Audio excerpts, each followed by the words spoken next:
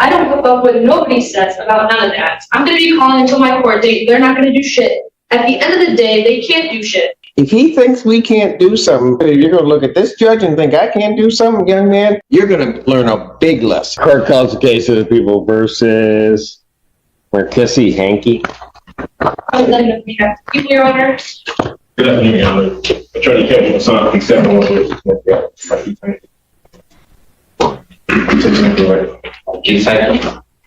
All right, it's your motion. I did file a motion in the state that previous PCC hearing, my client's revoked phone privileges from the jail, suspended due to allegations that he cut off his tether and contact with the complainant.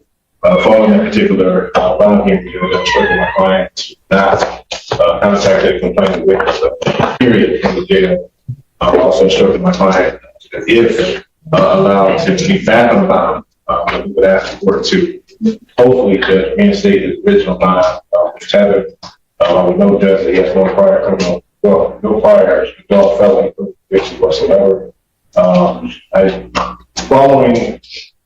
the submission of my motion, I did read the people's response, which I guess there's been allegations that my client had contacted the complainant subsequently.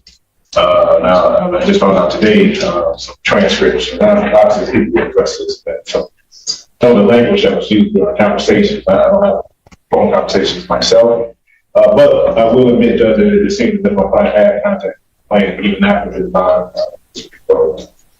And so I say this, Judge, and again, I know it seems like my client is kind of throwing up his middle finger to the court. Oh, yeah. He is. But Judge, I just would state that this young man, I think he understands now that the court orders are serious, that the court orders him to do something, it means it. So Judge, I'm just asking, I guess, for some leniency to trust that Mr. Hankey will comply. He had a $75,000 cashier bond that he was able to post to a bondsman. The only thing I can ensure that if the court were to give him a second chance, he would not violate his. Now the picture is getting a lot clearer. The prosecution isn't relying on one alleged violation. They're pointing to a pattern. Dozens of calls after phone privileges were revoked, multiple PIN numbers, continued contact with the alleged victim, and even the tether allegedly being cut off. In a bond hearing, that can be devastating because the court is looking at whether its conditions are actually being followed. The defense is asking for another chance, but the judge has a very obvious question. Why give someone more freedom when the existing restrictions were allegedly ignored? Even if the bond is a house arrest restricted issue. So Judge, I am asking the court to reinstate its bond. And if the court is unwilling to do so, I would at least ask that his phone privileges be allowed back on to at least contact family. Does he never had any contact with his family, his children? He hasn't been able to contact his dad, caretaker for. And so at the very least, the restriction on his phone privileges to contact family. All right, well, before I hear from the people, counsel, let me just say, you came in here the first time, and well, let me start with this. Where's our tether? From my understanding, Judge, I thought community corrections still had it. I thought they had become. He cut the tether off. We haven't seen it. Okay. And I know you made the representation to the court, but I know you wouldn't have personally known that. I'm sure that came from your client or something along those lines. We don't have the tether back. Okay. Then, you know, and I get you're making the representation saying your client's going to follow what the court says, but I don't know if anything can be as shocking as walking into a court free. Your bond gets revoked. You get put in jail because of something that you've done, and then you still go about violating the court's order. I'll be honest with you, counsel. I mean, I get what you're saying.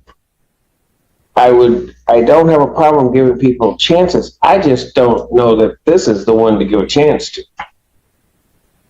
Because he just hasn't done anything the court's asked him to do. Ms. Senda. Your Honor, I will rely mostly on emotion. However, in listening to his jail calls, he has 45 total calls to one number after his privileges were revoked with different pins he's using. Then to the other number, we have 23 calls that were completed since his privileges were revoked with different pins. And in one of these calls as recently as Monday, there were a few memorable quotes that I heard in the calls, such as, "There's not shit in this world that's going to stop me from talking to you, man. Nothing in this world stopping me from you. I don't hook up with nobody says about none of that. I'm going to be calling until my..." And that is a hard stop from the bench. The judge has denied the request to reduce or change the bond and is keeping the bond revoked. Notice the wording. This isn't the judge declaring the defendant guilty of the underlying allegations. This is about pretrial custody and whether the defendant can be trusted to comply with court-imposed conditions while the case continues. The judge's message is brutally simple. Mercy may be available, but it has to be earned through compliance. Court date, they're not going to do shit. At the end of the day, they can't do shit. I'm going to talk to you till I can't talk to you no more. I'll be home. I'm not worried, man. I know I told you this is about to be my last call, but I'm not stopping shit. I'm not stopping nothing. And then, why stop now if they already know? So I have extreme concerns that he cannot follow court orders, considering he cut off his tether, continued flagrantly calling the victim with other pins, both numbers, acknowledging in some of the calls that he should not be contacting her, and continue to contact her. He just cannot abide by any of the court orders that are set before him. So I have great concerns, and especially given the violent nature of this case as well. Anything else, counsel? I mean, counsel, does your client want me to just request to the jail that they put him in solitary so that he has no contact with anyone, can't use their PIN number? If he thinks we can't do something, and if particularly you're going to look at this judge and think I can't do something, young man, you're going to learn a big lesson. So Judge, I definitely don't want that. My client. Well, he needs to, and I don't mean to interrupt you, counsel, but he needs to understand. You can say all that stuff. You are not that big, not that bad. Now, if you want to play with me, this is the kids say, mess around and find out. I guess that's not the quote, but yeah, it's close, but I did pretty good. I said it okay, right now. All right. So just, if I may, just briefly, my client would like to support. Go ahead. I want to apologize. I don't think I'm being bad at all. Huge prayers about my child. I can't say that I'm not in here for nothing. You all obviously think I am. Yeah. I just want to apologize. Like I said, I'm not being bad. I don't want to be here. I really don't. Truly. So, again, please show mercy. Please. That's all that matters. I have no problem showing mercy to those that deserve it and have earned it. You have not. Motion for bond reduction or any change is denied. His bond will continue as revoked. Thank you, Judge. And for the record, this is also, from my understanding, the PCC. Yes, sir. He's all discovery complete. And I would ask if possible, what is if possible.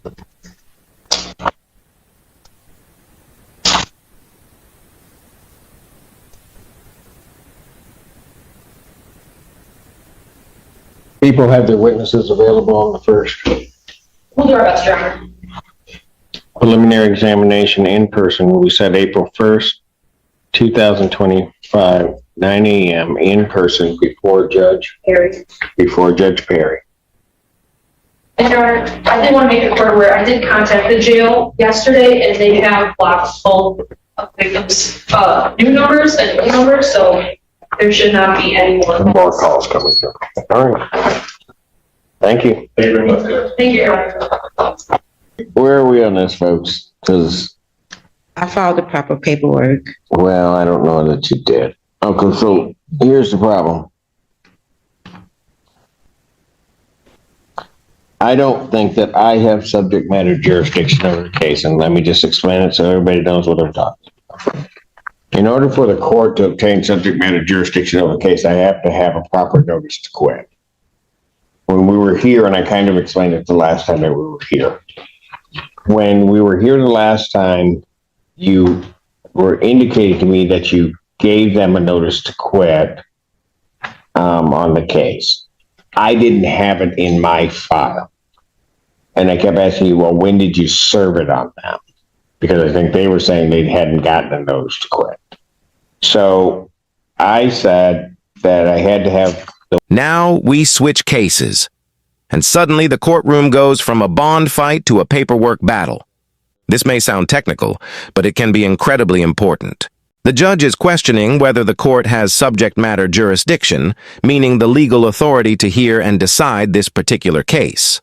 And the problem appears to center on the notice to quit. The dates on the document don't line up. If someone is supposedly required to move by February 28th, but the notice showing that deadline wasn't served until March 10th, the timeline creates an obvious legal problem. Sometimes, the smallest looking document can become the biggest issue in the entire case. one that has the proof of service on it, and I adjourned it out to give you an opportunity to correct that, because if it had been served, it was. So you filed with the court a notice to quit, and importantly on the notice to quit that you filed, it says that they had to move by February 28th, 2025. And that you served it on them March, as I'm looking at it here, March 10th, 2025 is what it looks like to me. And it says it's served by first class mail. Assuming this document to be true, I don't have jurisdiction over the case. And in fact, I'll just say this, this document, if that's the March 10th date, it can't be true, because you can't tell someone they have to move by the 28th of February and not give them notice that they have to move until March 10th. The only way that this notice, as it is signed by you, can make sense is if it were served on them on March 10th, they would have until April 11th or April 10th in which to move. So when I look at the face of the documents, this notice is invalid. With the dates that are on here, it can't be true. I additionally went with that notice to quit, had this file, had the police officer do it the correct way, because that's what I was told to do from this court. The notice to quit. You said that I had to show proper paperwork of me serving them the correct way. So the first time I served them was January. And we went through this the last time. You gave me, and when you were talking about the police officer serving, that's the service of the summons and complaint. That I don't necessarily, as I'm looking at it, have a problem with, that they would have received a summons and complaint from the court. They would have had an officer or somebody show up to serve that. That I'm not having the issue with, and that's what I was just trying to explain at the last hearing. Because the document you handed me, that you were talking about that. What I told you was the notice to quit. I didn't have a copy of when it was served on that. Gave you the opportunity, you said you did, I gave you the opportunity to correct it. I'm not sure what date it was received, but the document that we received that was received by the court is a notice to quit to recover possession of the property. I will say two things about that. First of all, it doesn't match. The top portion of that notice to quit does not match what I have in the file, which leads me to believe that it's not the document that was served on them, if it was served, then even aside from all of that, and so in reality, it's not a valid notice to quit. But even aside from all of that, if I were to say, give me the benefit of the doubt, I'll just look at it, I'll take the dates.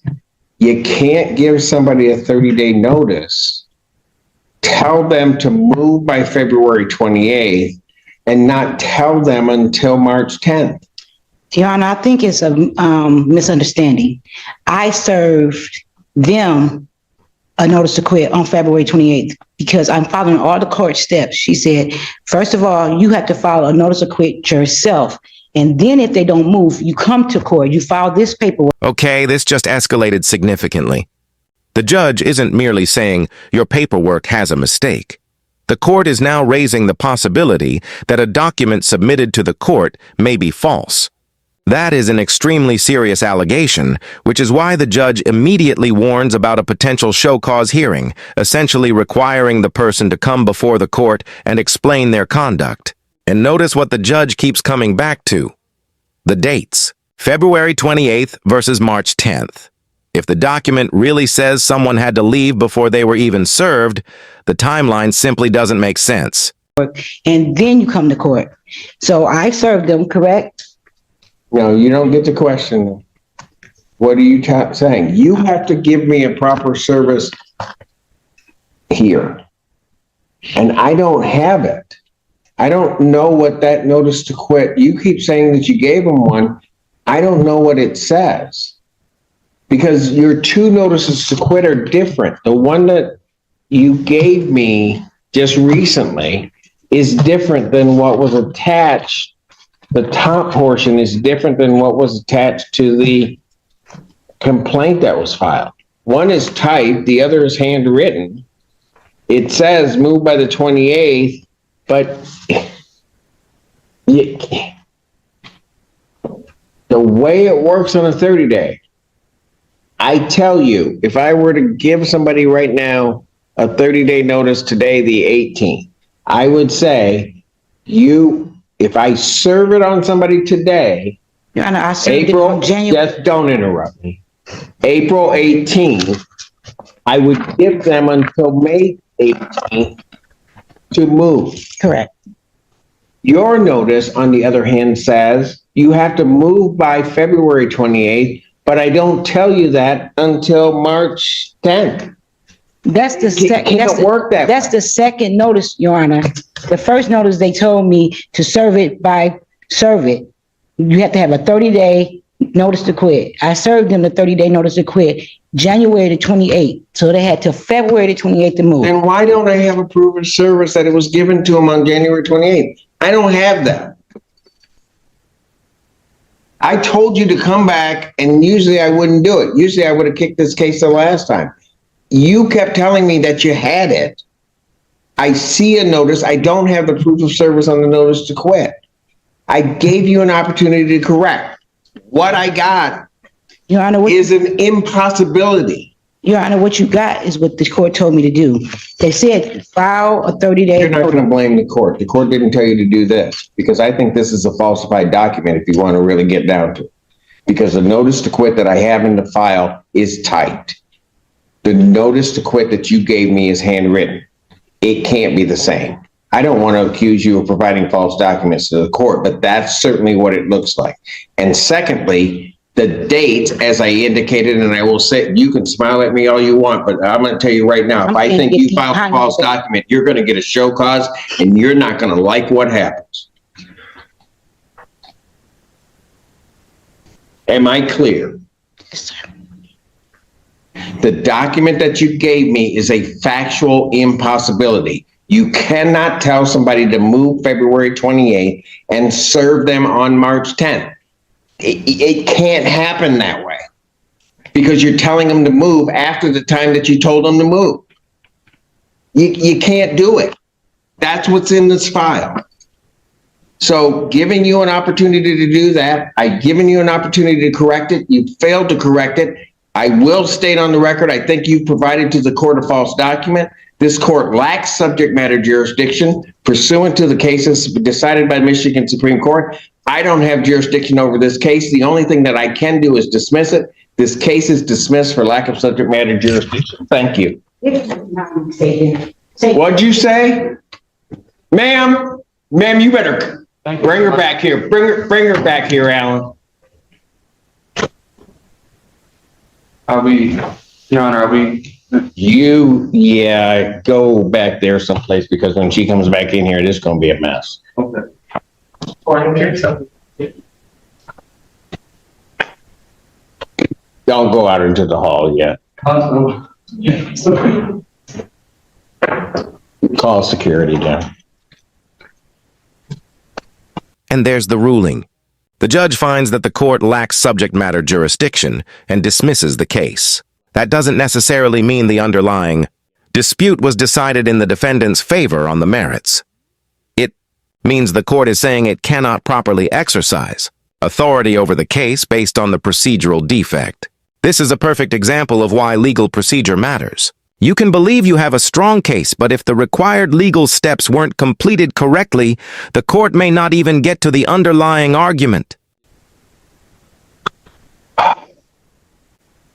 don't want to say who wants to go next, but they're coming down. I'll wait. Come back here. Everybody doesn't have to wait for. Sorry to interrupt.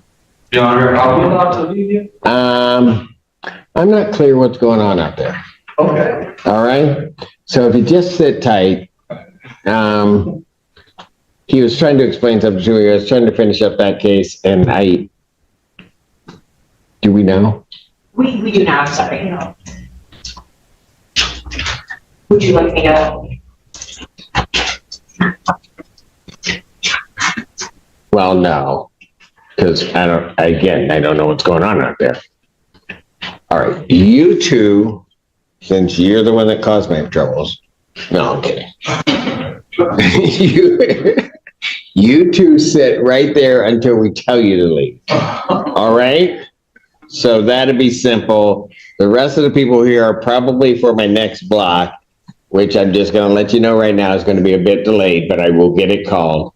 And I'm going to step off the bench and try to figure out exactly what's going on. Okay? Thank you, folks. Court's going to stand in recess.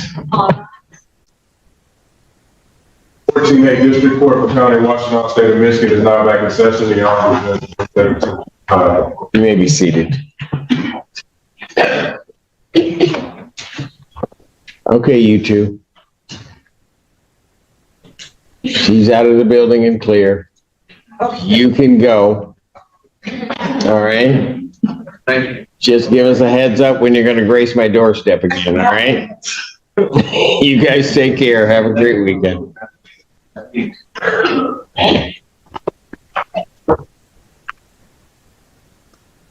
Almost don't want to call anymore. I guess I will. Just saying. Sile Farms versus Teresa Tomasi. Brianna Kingsley for the plaintiff. Tomasi? We saw you for a minute. There we go. Okay. Okay. I had the last time we were here, 344320 owing. Yeah. And your SER was declined. Says that you were working with SOS? Yeah. Okay. You have any news on that? Well, I've called for 3 days in a row to the lawyer's office for them to mail the paperwork over, and they haven't emailed it over or called me back. So she applied for rental assistance through Hawk. All the documents already been provided to Hawk. Talk. To Hawk.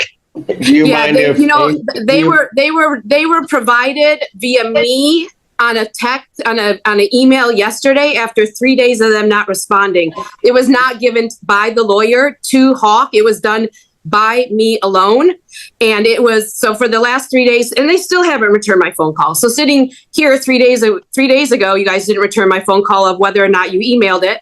And I don't even think that they replied to the people in the neighborhood here. Long story short, SOS has granted me $3,000 for the rent. Thankfully, that I gave them the paperwork for yesterday. Ma'am, Ma'am, Yeah, do you mind if my court liaison officer provides information to the court regarding the status of where things are? yeah, Do you have a problem with that? okay. Okay, Amy? Your Honor, working with Alicia, there's a co-pay, so that portion about the 3,000 needs to be satisfied first before. They'd pay okay. All right, did you hear that, ma'am? Yeah, I've got the money order here. Yeah, I've got the award letter from SOS this morning for the 3,000. I've got the money order here for the 442. Okay, why don't you pay that to the landlord?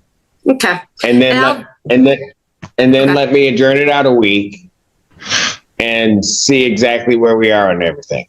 Okay? Yeah, and I'll vouch for the water. My poor neighbor hasn't, he literally would wash the laundry once a week because his bills was like $300. So it is not just that lady. FYI. So I'm just not gonna like either, but my poor neighbor literally doesn't do his laundry every 3 weeks. So, all right. Thank you. All right, thank you for sharing. April 25th, Yeah, 3 p.m. And this final exchange shows a completely different side of courtroom judging. There's no dramatic arrest, no confrontation, and no explosive ruling, just a practical problem involving payments, paperwork, deadlines, and someone who has to keep taking time off work to come back to court. The judge solves what can be solved today by pushing the matter back a week and allowing a Zoom appearance. That's an important reminder. Courtroom work isn't always about punishment. Sometimes it's simply about managing real-life problems within the limits of the law. From alleged bond violations to defective notices to rental assistance, this session shows just how unpredictable a day in court can become. 3 p.m. Thank you, Judge. Thank you. I'm going to get up and walk out. I'm just going to leave. If I do, folks, you'll just have to understand, and then I'll come back. I'm just trying to make it through another day, okay? Court calls the case, Iowa Farms versus Paul Dest. Brianna Kingsley for the plaintiff. Paul Dest? And I believe Leah. Oh, I'm sorry. And Lee Dest and Paul Dest. Twice. Okay. Okay, who do I have here? Bye. Yes, ma'am. All right. Your name? Paul. I'm Leah. All right. So I have an update for you on this one. They've submitted the payment. We're just waiting for the checks to clear. So could we just adjourn this 1 week and Oh, great. That's all right with you folks? 1 week. I'm a little confused about the checks to clear. we're waiting for the checks to clear? How long do they take? When did you give them the check? They submitted 2. They Gave submitted them one 1 today, gave them one earlier this week. Wednesday. Sometimes they take a month to clear, so I'm just curious. Yeah. Are you good with 1 Yeah, week? it depends on how quickly they get to the main office. They've already been both overnight. The one should have already appeared at the main office and. They had- Okay, so they go here, then they go to the main office, and the main Well, office it's is just- about. The type of check that it is, it has to go to the main office to be posted. That's what it is. I'm just gonna have to take more time off work to come back. No, just If we gotta come back. calm down. Calm down. I'll work through that part, okay? Just tell me what your issue is. I'll do my best to work. All right. Okay? You need to take your hands out of your pockets because that gets him upset. And then that whole thing. Oh, everything. Okay? And we don't want that. All right. Here's what I'm going to do. I'm going to adjourn it out a week, the 25th, 2025 at 3 p.m. 3 p.m. I really don't necessarily need you here. Okay? One of the two of you can appear via Zoom. So Okay? And it's just a matter of the checks clear. That's all we're looking at. So if it's not clear in a week, then where are we at? I just would like to know, I mean, it's just a question. Well, that's a bit difficult to answer, only because if it doesn't clear because the bank is kind of they got it but on a hold, that's one thing. If it doesn't clear because the funds aren't there, that's a whole different thing. The funds are there. Okay, I know, sir. I don't, what do you want me to do? What do you want me to I do? just want to answer what a reasonable amount of time is to cash a check. I don't know, because it's different things. If you were listening, what they just explained is it came into their office because of the type of check it is, they have to send it to the main office. I'm not in charge of those folks as to when they deposit. Right. The best that I can do is set it out a week. You've told me about your work issue. I will allow either one of you to appear via Zoom so that we can just get it straight. That's the best I can do. Fine. April 25th, 3 p.m. Thank you. Thank you, Judge. Fill out a Zoom form so that I don't have to go through this, please. Thank you, Judge. Yeah.